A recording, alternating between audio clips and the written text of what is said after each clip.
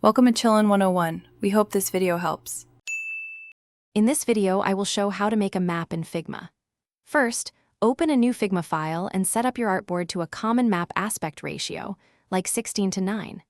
Next, we'll explore how to import geographical data, perhaps from a vector file or a plugin, ensuring it scales correctly.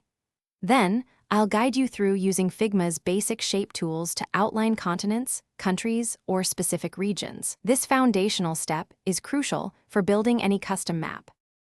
Now, let's dive into designing the visual elements of your map. We'll use Figma's powerful styling options to apply distinct colors and gradients to various geographical areas, making them easily distinguishable. Then, I'll show you how to effectively place text labels and custom icons for cities, landmarks, or other points of interest.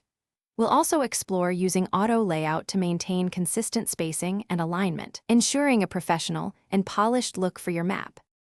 Moving on, let's make your map more engaging by adding interactive elements.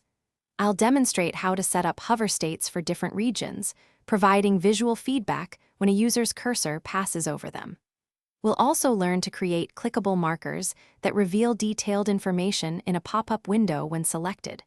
Finally, I'll show you how to effectively organize your Figma layers and components, making future updates and iterations straightforward and efficient. To wrap things up, we'll cover how to export your finished map from Figma in several useful formats, such as SVG for scalability or PNG for web use, ensuring it looks great everywhere.